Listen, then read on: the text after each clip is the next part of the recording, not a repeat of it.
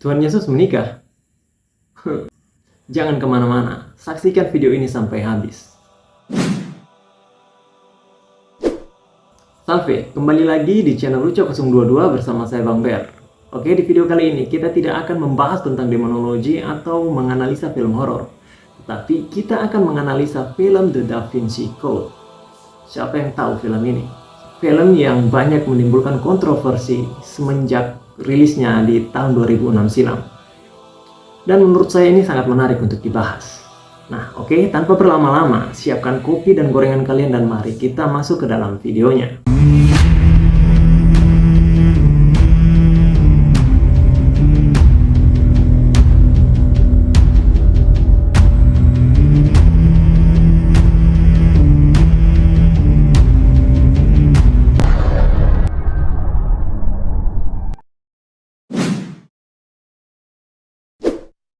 Film The Da Vinci Code merupakan salah satu film terlaris yang dirilis cukup lama, tepatnya di tahun 2006 silam. Film yang bergenre misteri thriller Amerika Serikat yang disutradarai oleh Ron Howard dan diproduseri oleh Brian Grazer dan John Kelly ini cukup mengundang banyak kontroversi karena penggambarannya tentang gereja Katolik yang tidak sesuai dengan sejarah. Banyak elemen-elemen dalam film ini yang membuat penontonnya kebingungan dan meragukan iman Katolik mereka setelah menonton film ini. Sebagai contoh, film ini mengangkat isu-isu yang tidak biasa, di mana film ini mengangkat isu tentang Yesus Kristus yang menikah dan mempunyai anak dari Maria Magdalena. Isu-isu yang seperti ini tentu akan membuat banyak umat Katolik awam seperti saya menjadi sangat terkejut. Ditambah dalam film ini menggambarkan kalau gereja Katolik berusaha untuk merebut sebuah bukti yang disimpan oleh seseorang. Bahkan di film ini menjelaskan kalau gereja Katolik tidak segan-segan melakukan kekerasan untuk merebut bukti tersebut. Dan itu bisa terlihat ketika sang aktor utama Robert Langdon yang adalah seorang profesor simologi dan ikonografi religius yang berasal dari Universitas Harvard yang dituduh sebagai pembunuh Jacques Simonere yang adalah seorang kurator museum Louvre dan Grandmaster biarawan Zion. Di scene ini, Langdon dibantu oleh Sophie yang adalah seorang kriptolog dan juga cucu dari Simonere untuk membantu Langdon kabur dari kejaran para polisi. Mereka bersama-sama mengikuti petunjuk yang ditinggalkan oleh Simonere untuk mengungkap kebenaran tersembunyi versi film ini tentang gereja Katolik. Dan dalam upaya pemecahan misteri itu membawa mereka ke dalam sebuah pengungkapan besar tentang gereja Katolik, di mana gereja Katolik menyimpan sebuah rahasia besar mengenai Yesus Kristus dan Maria Magdalena. Nah, kalau kita amati film ini secara keseluruhan, seperti mengarahkan kita ke sebuah propaganda pragmatis yang mana dalam beberapa scene di film ini menggiring kita kepada isu kalau gereja Katolik telah menyimpan sebuah rahasia kejahatan besar, seperti kalau gereja Katolik sengaja menyembunyikan kebenaran tentang Injil Maria Magdalena. Terus menuduh gereja sengaja menyembunyikan fakta tentang Yesus Kristus yang menikah dan mempunyai keturunan. Dan film ini juga mencoba menggiring kita kalau gereja Katolik tidak segan-segan melakukan tindakan kekerasan untuk menutup-nutupi rahasia tersebut. Jadi seolah kalau gereja Katolik versi di film ini itu sangat jahat. Nah, tentang Maria Magdalena di dalam film ini ternyata banyak sekali kesalahan-kesalahan yang dipaparkan oleh Dan Brown ini. Seperti dalam film The Da Vinci Code menegaskan bahwa Maria Magdalena berasal dari suku Benyamin, tetapi para sejarawan membantah klaim ini dan tidak ada disebutkan mengenai hal ini di dalam Alkitab ataupun sumber-sumber kuno lainnya. Menurut Sandra Meisel dan Kurt A. dalam buku mereka yang terbit pada tahun 2004 silam lalu yang berjudul The Da Vinci Hoax mengatakan faktanya bahwa Magdalena terletak di Israel Utara sedangkan suku Benyamin tinggal di Israel bagian selatan. Dalam bab 58 dikemukakan bahwa pernikahan Yesus dan Maria Magdalena yang dituduhkan dalam The Da Vinci Code menciptakan suatu persatuan politis yang kuat dengan potensi membuat klaim yang sah atas tahta. Jadi sederhananya menurut buku The Da Vinci Code karya Dan Brown ini mengatakan seharusnya yang menjadi pemimpin gereja itu adalah garis keturunan langsung dari Tuhan Yesus Kristus dan bukan Santo Petrus. Nah, Olson dan Meisel tidak hanya menyatakan bahwa pernyataan ini tanpa dasar sejarah, namun juga mempertanyakan mengapa saat ini kedudukan Salomon sebagai raja memiliki tujuan atau makna yang akan memotivasi suatu konspirasi dalam skala yang lebih besar. Olson dan Meisel juga berpendapat bahwa sebagai keturunan Daud dalam zaman Yesus tidak menjadikan seseorang itu menjadi unik.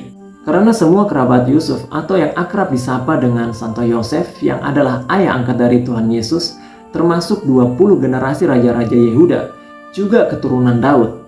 Nah, kedua penulis ini lalu menyatakan bahwa kaum Benyamin tidak dipandang sebagai pewaris tahta yang sah, dan Perjanjian Baru tidak menyebutkan afiliasi suku Maria Magdalena, sehingga kemungkinan besar ia bukan dari suku Benyamin. Dan isu tentang Yesus yang menikah di dalam cerita The Da Vinci Code mengklaim bahwa piala suci atau cawan suci bukanlah sebuah cawan yang digunakan Tuhan Yesus saat perjamuan terakhir, tetapi lebih ke garis keturunan yang timbul dari ikatan pernikahan antara Yesus dan Maria Magdalena. Dan menariknya, pernyataan ini ternyata bukan merupakan gagasan asli dari Dan Brown. Sebelumnya, gagasan ini telah dihipotesiskan oleh orang-orang lain, misalnya seperti Michael Baighan dan Richard Lake dalam buku mereka yang berjudul The Holy Blood and the Holy Grail. Banyak akademisi sejarah dan tekstual yang telah mencirikan klaim seperti ini sebagai dugaan tanpa bukti. Dan bukti lainnya, kalau tuduhan ini hanyalah sebatas dugaan saja, kita bisa melihat dari kebiasaan dan tradisi di masa lalu, di mana umumnya kaum wanita dalam Injil diidentifikasikan dengan suami atau kerabat lelaki mereka, khususnya jika mereka memiliki nama yang sama dengan nama orang lain. Ini adalah sebuah kebiasaan atau tradisi pada masa itu. Sebagai contoh, ada banyak disebutkan wanita yang bernama Maria, dan semuanya disebutkan secara berbeda. Pertama, ada Bunda Maria yang adalah ibu Yesus, ada Maria Magdalena, ada Maria ibu Yakobus dan Yusuf, ada Maria ibu dari Yakobus, ada Maria istri Kleopas, dan Maria dari Betania yang adalah saudari Lazarus dan Marta. Semua Maria yang disebutkan dalam Injil selalu teridentifikasi dengan suami atau kerabat lelaki mereka, kecuali Maria Magdalena ini. Inilah yang membuat nama Maria Magdalena terlihat lebih menonjol daripada kebanyakan Maria lainnya, karena ia tidak terkait secara langsung dengan pria manapun. Maria Magdalena berarti Maria dari Magdala, yang artinya Magdala adalah nama sebuah tempat atau kota, sama seperti Tuhan Yesus yang akrab disapa dengan Yesus dari Nazaret atau Yesus orang Nazaret. Nah, beberapa peneliti mengklaim kalau seandainya jika memang Maria Magdalena ini menikah dengan Tuhan Yesus, ia tentu akan disebutkan sesuai dengan kebiasaan saat itu, yaitu Maria istri Yesus. Tetapi faktanya Maria Magdalena tidak disebutkan demikian. Dari sini kelihatan kalau Dan Brown sama sekali tidak memahami dengan apa yang ia katakan. Atau mungkin dia memahami, tetapi ia dengan sengaja mengangkat isu-isu tersebut demi mendapatkan popularitas. Untuk menguatkan argumennya tentang Yesus Kristus yang menikah dengan Maria Magdalena, ia mengutip sebuah ungkapan dalam surat Rasul Paulus yang menyatakan tentang mempelai Kristus. Nah, menurut The Da Vinci Hoax, penggunaan istilah mempelai Kristus atau pengantin Kristus bagi gereja di dalam beberapa surat Rasul Paulus, contohnya dalam 2 Korintus 11 ayat 2-3, bukanlah mempelai dalam arti yang harafiah. Itu adalah sebuah ungkapan majas alegori. Bahkan kitab Wahyu juga menunjukkan dengan jelas bahwa Yesus Kristus tidak menikah sama sekali. Dan dalam The Da Vinci Code ini juga mengutip suatu garis keturunan dari salah satu Injil Apokrifa, yaitu Injil Filipus yang adalah salah satu dari Injil Gnostik, di mana dalam Injil Apokrifa tersebut mengungkapkan kalau Maria Magdalena disebut sebagai pendamping Yesus. Dan salah satu karakter dalam film dan novel The Da Vinci Code mengatakan bahwa para akademisi Aramaik mengetahui kalau ini berarti adalah istri. Nah, di sini rupanya Dan Brown lagi-lagi tidak memahami dengan apa yang ia paparkan. Menurut James M. Robinson, salah seorang ahli Injil Gnostik, menanggapi bagian ini dengan menunjukkan bahwa istilah pendamping belum tentu terkait dengan hubungan seksualitas. Selain itu, Injil Filipus ditulis dalam bahasa Koptik yang diterjemahkan dari bahasa Yunani. Sehingga tidak ada satu kata pun dalam teks tersebut yang patut diperhatikan oleh seorang akademisi Aramaik. Jadi seperti yang kita pahami sebelumnya di awal video tadi, kalau film dan novel The Da Vinci Code hanyalah sebuah dugaan tanpa dasar saja. Dugaan yang lahir karena kegagalan dalam memahami konteks sejarah dan kegagalan dalam memahami sebuah ungkapan. Nah, menurut James M. Robinson, Injil Filipus menggambarkan Maria sebagai koinonos Jesus, yaitu suatu istilah Yunani yang mengindikasikan seseorang, teman dekat, atau pendamping. Dan dalam konteks keyakinan Gnostik, tulisan-tulisan Gnostik menggunakan Maria Magdalena untuk menggambarkan hubungan rohani seorang murid dengan Yesus, sehingga hubungan jasmani dalam hal apapun dipandang tidak relevan. Tidak sampai di situ saja, bahkan The Da Vinci Code mengklaim bahwa Konstantinus menghendaki kekristenan untuk menyatukan kekaisaran Romawi, tetapi berpikir bahwa hal ini akan menarik bagi kaum pagan hanya jika menampilkan suatu sosok setengah dewa yang mirip dengan para pahlawan pagan. Sehingga menuduh Konstantinus sengaja menganjurkan Injil-Injil Gnostik ini yang mengatakan bahwa Yesus adalah seorang nabi insani saja, dan mempromosikan Injil Matius, Markus, Lukas, dan Yohanes yang mana menggambarkan Yesus sebagai sosok yang ilahi. Jadi Dan Brown menganggap kalau gereja Katolik telah melakukan pembodohan atau penipuan besar kepada seluruh umat manusia di dunia. Oke, kalau kita telah lebih dalam lagi tentang film dan novel The Da Vinci Code ini, Dan Brown seperti menuduh kalau gereja Katolik telah melakukan diskriminasi terhadap kaum wanita karena tidak mengizinkan wanita sebagai pemimpin gereja maupun menjadi imam. Seperti salah satu scene dalam film The Da Vinci ini yang mengatakan kalau seharusnya gereja dipimpin oleh wanita dan bukan laki-laki. Tahu siapa yang dimaksud? Ya. Menurut Dan Brown, seharusnya gereja dipimpin oleh Maria Magdalena dan bukan oleh Santo Petrus. Tapi pertanyaannya sama, benarkah seperti itu? Oke, kita akan membahasnya pelan-pelan lagi ya. Kita lanjut dulu. Menyangkut Injil Filipus yang dikutip oleh Dan Brown yang menjadi dasar dari tuduhannya, kalau Tuhan Yesus Kristus menikah dengan Maria Magdalena ini.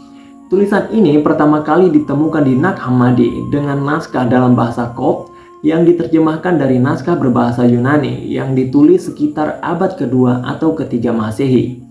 Di dalamnya termuat sebanyak 17 ucapan Yesus Kristus dan 9 di antaranya.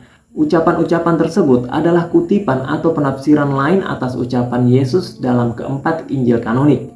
Sebenarnya kalau melihat isi dari Injil Filipus ini, terdapat tulisan-tulisan yang mengandung ajaran yang sangat indah dan sungguh-sungguh mendalam. Hanya saja, jika kita melihatnya lebih jauh lagi, kita akan mendapati bagian-bagian lain yang dengan jelas memperlihatkan sebuah ajaran yang sangat menyimpang tentang Sang Pencipta dan proses penciptaan itu sendiri. Saat bapak-bapak gereja mula-mula meneliti Injil Filipus ini, saya sangat percaya kalau mereka akan langsung mendapati tulisan tersebut dipengaruhi oleh paham Gnostik, di mana tulisan tersebut akan sangat berpotensi besar menimbulkan kebingungan untuk jemaat perdana, dan bahkan akan banyak menyesatkan jemaat-jemaat perdana. Karena dalam paham Gnostik akan alam ciptaan, satu unsur yang terus berulang adalah pandangan bahwa kekacauan mendasar dalam alam ciptaan diawali pada saat dilakukan pembedaan gender. Kekacauan ini dengan demikian berasal dari saat ketika salah satu tulang rusuk Adam diambil untuk dijadikan dasar penciptaan dari Hawa. Nah, pada saat itulah kesatuan androgain laki-laki dan perempuan dihancurkan. Jadi, sederhananya menurut paham Gnostik tentang alam penciptaan, kaum wanita ini dianggap sebagai akar dari segala kekacauan. Wanita dianggap sebagai penyebab dari kehancuran, dan bisa dikatakan kalau gara-gara wanita manusia jatuh ke dalam dosa. Jadi menurut paham Gnostik, karena wanita inilah yang menjadi biang kerok sehingga kita manusia diusir ke bumi. Dan keselamatan yang dikerjakan oleh Kristus adalah tidak lain merupakan pemulihan kembali kesatuan asali tersebut. Jadi keselamatan ini hanya milik laki-laki saja, dan perempuan-perempuan tidak layak untuk mendapatkan keselamatan. Nah, bagaimana caranya biar wanita ini bisa mendapatkan keselamatan itu? Yaitu dengan mengubah wanita-wanita di seluruh bumi ini menjadi laki-laki. Begitu kira-kira menurut paham Gnostik ini. Nah, di poin inilah saya berani mengatakan kalau Dan Brown hanya asal mengutip atau asal mencomot saja. tidak mau mencoba mencari tahu lagi maksud dari suatu tulisan. Disinilah kegagalan paham dari Dan Brown ini. Ia mengutip Injil apokrif Filipus untuk menuduh gereja telah melakukan diskriminasi terhadap perempuan. Tetapi justru tulisan yang ia kutiplah yang sebenarnya telah mendiskriminasi kaum wanita. Dari sini kelihatan kan kenapa Injil Filipus ini dikutuk oleh bapak-bapak gereja di masa lampau. Oke, kita akan lanjut ke Injil Maria Magdalena, yang adalah Injil apokrifa yang menjadi dasar tuduhan selanjutnya dari Dan Brown. Injil Maria Magdalena, teks asli dalam bahasa Yunani dari abad ke-3 Masehi, di mana naskah ini hanya tersedia dalam bentuk potongan-potongan saja. Naskah yang lebih lengkap sebenarnya sudah ditemukan pada akhir abad ke-19, ketika sebuah codex dalam bahasa Kopts yang berasal dari abad ke-5 Masehi dibeli di Kairo, Mesir. Selain naskah ini juga ditemukan 2 tulisan lain dalam kodeks tersebut. Dalam katalog kodeks itu sekarang mendapat nama Kodeks Papyrus Beryliensis. Publikasi naskah Injil ini baru dilakukan setelah munculnya publikasi naskah-naskah teks dari Nag Hammadi.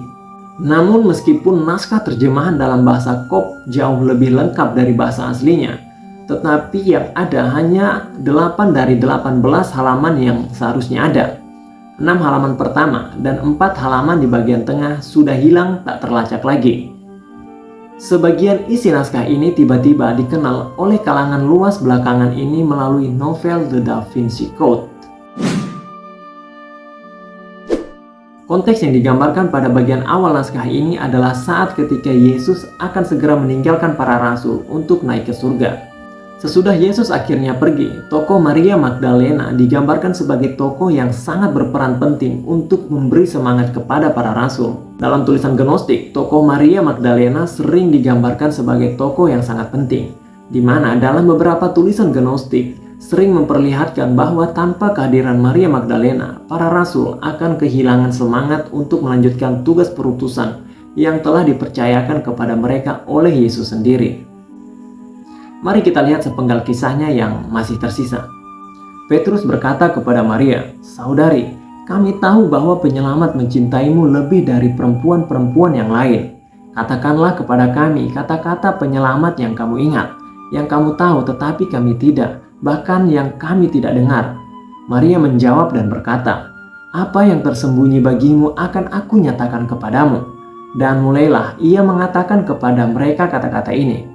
"Aku," yang adalah Maria Magdalena, katanya, "aku melihat Tuhan dalam sebuah penglihatan, dan aku berkata kepadanya, 'Tuhan, aku melihatmu hari ini dalam sebuah penglihatan.'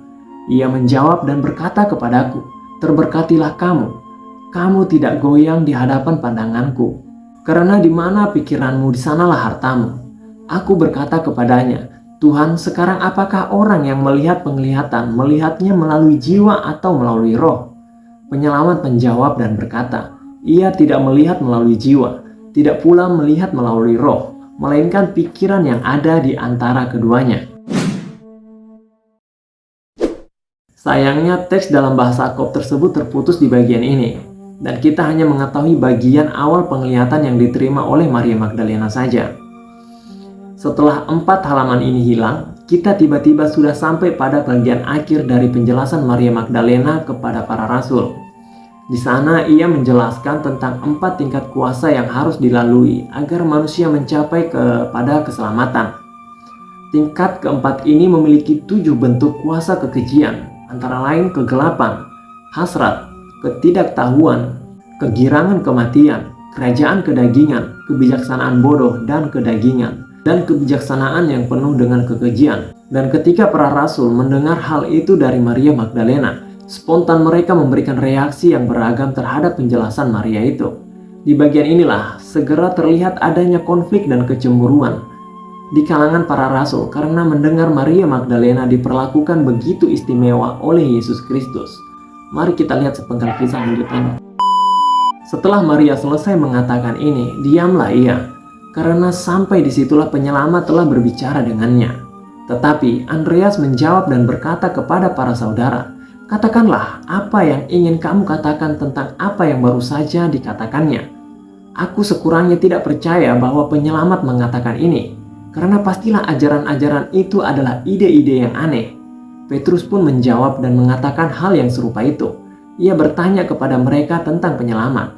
Apa benar ia berbicara dengan seorang perempuan tanpa sepengetahuan kita dan tidak secara terang-terangan? Apakah kita harus beralih padanya dan semua mendengarkannya? Apakah ia lebih memilih ia daripada kita? Maka menangislah Maria dan berkata kepada Petrus, "Saudaraku Petrus, apa yang kamu pikirkan? Apakah kamu pikir bahwa aku telah memikirkan ini sendiri dalam hatiku, atau bahwa aku sedang berbohong tentang penyelamat?" Lewi menjawab dan berkata kepada Petrus, "Petrus, kamu memang selalu gampang panas hati. Sekarang aku melihat kamu berselisih dengan perempuan ini seperti para musuh. Tetapi jika penyelamat membuatnya layak, siapakah sebenarnya kamu sampai menolaknya? Pastilah penyelamat mengenalnya dengan baik. Itulah sebabnya mengapa ia mencintainya lebih daripada kita. Marilah, lebih baik kita merasa malu dan mengenakan manusia sempurna dan mendapatkannya bagi diri kita sendiri, sebagaimana Dia perintahkan kepada kita, dan mewartakan Injil tanpa meletakkan aturan lain manapun atau hukum lain melampaui yang dikatakan penyelamat." Nah, sayangnya seperti yang sebelumnya, kisah ini terpotong sampai di sini, dan sisanya telah hilang tak terlacak. Tetapi dari sisa kisah lanjut yang tersisa, memberitahu kalau setelah perdebatan itu, para rasul pergi untuk mewartakan dan untuk berkhotbah. Ya, kira-kira seperti itulah kisah Maria Magdalena dalam tulisan Gnostik yang sangat menentukan bagi perkembangan gereja awal. Dan melalui tulisan Gnostik tersebut, mulailah muncul isu-isu tentang gereja Katolik yang dituduh sengaja menyembunyikan naskah ini. Dan melalui naskah tersebut sering digunakan oleh pihak-pihak tertentu untuk melontarkan kritik keras terhadap gereja yang terlalu didominasi oleh budaya patriarkal.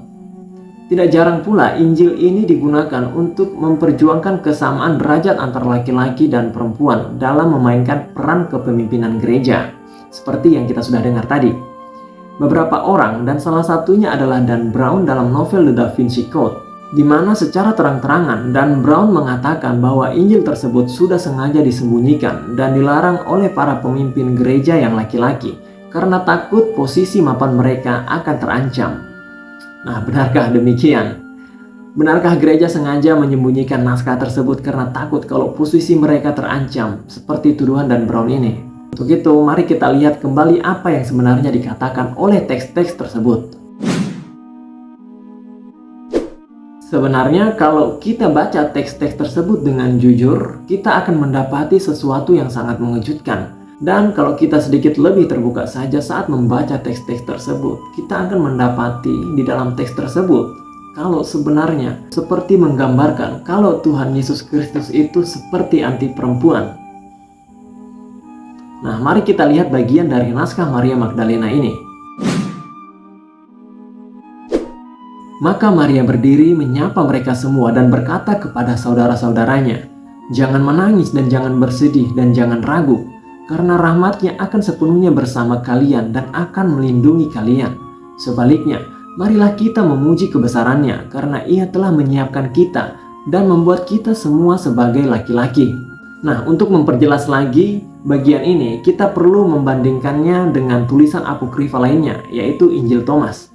Khususnya di bagian penutupnya, di mana penutup dari Injil Thomas meninggalkan sebuah persoalan yang sangat serius yang berkaitan dengan gender.